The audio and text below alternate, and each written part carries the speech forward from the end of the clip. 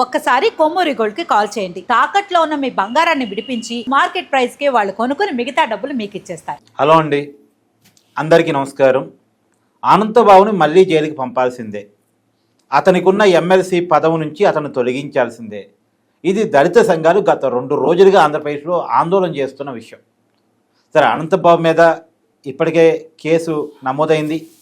అతను తన car driver సుబ్రహ్మణ్యాన్ని చంపి డోర్ డెలివరీ చేసిన కేసులో నిందితుడిగా ఉన్న వ్యక్తి, ఆ కేసులో జైలుకి వెళ్ళి బెయిల్ మీద బయటకు వచ్చిన వ్యక్తి, ఆ కేసు నీరుగార్చడం కోసం, ఆ కేసులో తనను తన భార్యను సేవ్ చేసుకోవడం కోసం కేసులో సాక్షులుగా ఉన్న వాళ్ళని బెదిరించి ప్రలోభపెట్టి 3 లక్షల రూపాయలు ఆఫర్ చేసి 1 లక్ష రూపాయలు ఇచ్చి బయట చెప్తే చంపేస్తానని బెదిరించి ఇలా బయట సాక్ష్యాలను తారుమారు చేయడానికి సంబంధించిన కేసు ఆల్రెడీ నమోదైంది. అతను బెయిల్ క్యాన్సిల్ చేయాలని కూడా పోలీసులు ఇప్పటికే కోర్టును అప్రోచ్ అయ్యారు. అనంతబాబు ఎక్కడున్నాడు అనేది తెలియదు, కాకపోతే తన మీద నమోదైన కేసుని కొట్టివేయాలని మాత్రం క్రాష్ పిటిషన్ని హైకోర్టులో దాఖలు చేసుకున్నాడు. అతనే దాఖలు చేశాడు, అతని తరఫున వైసీపీ పార్టీ దాఖలు చేసిందా ఏమో. బట్ ఇంకా అతన్ని జగన్మోహన్ రెడ్డి భరించడం, వెనకేసుకు రావటం ఎలా చూడాల్సిన పరిస్థితి కనపడుతుంది. మాట్లాడుకుందాం. నాతో ఉన్నారు ప్రముఖ సామాజిక రాజకీయ విశ్లేషకులు అంకంరావు గారు. సార్ నమస్కారం. నమస్తే సార్, అనంతబాబు ఇష్యూని ఎలా చూడాలి అసలు? అనంతబాబు ఇష్యూ వచ్చేతలికి మే 19వ తారీఖు 2022 సంవత్సరం వీధి సుబ్రహ్మణ్యం అనే అతని డ్రైవర్ని అత్యంత కిరాతకంగా దారుణంగా హత్య చేసి నేనే చంపానని చెప్పని ఆయన ఇంటి ముందు శవాన్ని వదిలేసి పోలీస్ స్టేషన్కి వెళ్ళి ఒప్పుకున్న వ్యక్తి అనంతబాబు. ఒక డ్రైవర్ని చంపారు అంటే 2 విషయాలు ఉంటాయి. సహజంగా అందరి గుట్టుమట్లు డ్రైవర్ చేతుల్లో ఉంటాయి, అందుట్లో ఎలాంటి అనుమానమే లేదు. అప్పట్లో జగన్మోహన్ రెడ్డి గారు వైఎస్ వివేక కేసులో నారాయణ ఆ రోజు ఆయన ఏ కారులో అయితే వెళ్ళారు ఆ కారు నడిపిన డ్రైవర్ కూడా లేకుండా చేశారు అనేటువంటి. ఇక్కడ కూడా వీధి సుబ్రహ్మణ్యం హత్యకి వీళ్ళ యొక్క గుట్టుమట్లు ఏమన్నా అతను తెలిస్తే అవి ఎక్కడ బయట పెడతాడని కొద్ది భయం కొద్దీ చంపేశారా, లేకపోతే ఇంకా వేరే కారణం ఏమైనా ఉందా అని చెప్పి చూసుకుంటా ఉంటే, ఇక్కడ ఎవరైతే ఈ లక్ష్మీదుర్గ అనే ఉందో అనంతబాబు భార్య, అతను హత్యా సమయంలో ఆమె ఉంది, ఆమె సమక్షంలోనే ఇది జరిగిందని చెప్పని ఇప్పుడు పోలీసు వారు ఇచ్చినటువంటి నివేదికలో చాలా స్పష్టంగా ఉంది. ఇక్కడ మీరు గమనిస్తే సమీరా అపార్ట్మెంట్స్, లేదంటే ఈశ్వరి ధరణి అపార్ట్మెంట్స్, లేదంటే శంకర టవర్స్, ఈ 3 చోట్ల కూడా దీనికి సంబంధించినటువంటి ఆధారాలు కూడా కనపడతా ఉన్నాయి.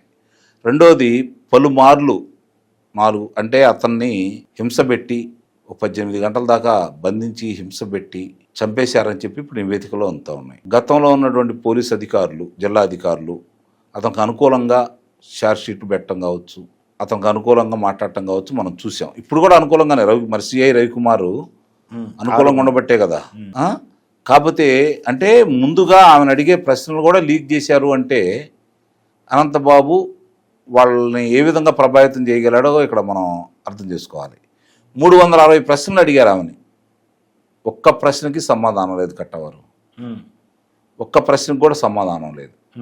అంటే వాళ్ళు ఏ విధంగా తర్ఫీదు పొందారో దీన్ని బట్టి అర్థం చేసుకోవచ్చు. అసలు అక్కడ ఎందుకుందనే సమాధానం లేదు. రెండోది 32 గాయాలైనవి, అంతర్గతంగా గాయాలు ఉన్నాయి సుబ్రహ్మణ్యానికి. అతను చాలా బలమైనటువంటి వ్యక్తి, బలిష్ఠుడు. ఒకళ్ళిద్దరు అతను చంపలేరు. మూడో మనిషినైనా అతను ఎదురు తిరిగి ఏదైనా చేయగలడు. మరి అలాంటి వ్యక్తిని అతని భార్య లేకపోతే అనంతబాబు ఎంతటి మనిషో మనకు తెలుసు.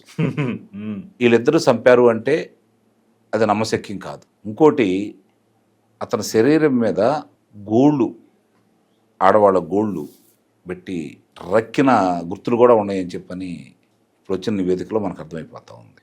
4 పర్యాయాలు ఈ లక్ష్మీదుర్గ అనే ఆమె తన ఏదైతే దుస్తులు ఉన్నాయో అవిని కూడా మార్చుకున్నారు అనే అభిప్రాయం ఉంది. అంటే రక్తం మార్కులు పడ్డాయేమో.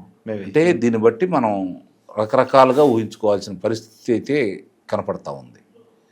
మరి ఇంత జరిగిన తర్వాత ఈరోజు న్యాయస్థానం మరి దీన్ని ఒక వ్యక్తి గురించి మనం ప్రముఖంగా చెప్పుకోవాలి.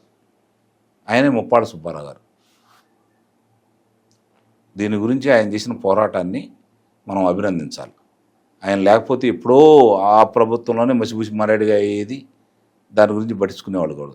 ఇప్పుడు సాక్షులకి 3 లక్షల రూపాయలు బేరం పెట్టుకొని 1 లక్ష రూపాయలు ఇచ్చేసి మీరు బయట పెడితే చంపేస్తామని చెప్పని బెదిరించారు కదా, పోలీసులు సహకరిస్తున్నారు కదా.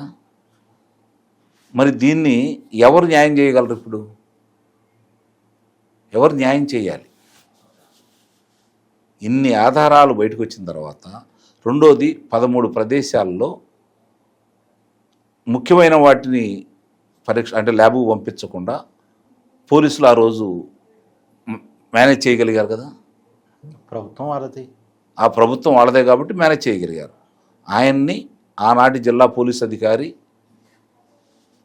అనంతబాబు గారు, ఓ చంపేసిన వ్యక్తిని అనంతబాబు గారు అని చెప్పి సంబోధించాడు. ఘర్షణలో ఈ నెడితే కింద పడితే చనిపోయాడట. అంటే ఏ విధంగా అతను రక్షించాలని ప్రయత్నం చేశారు? ఇప్పుడు అట్లానే రక్షించాలని ప్రయత్నం చేస్తున్నారు కదా అధికారులు.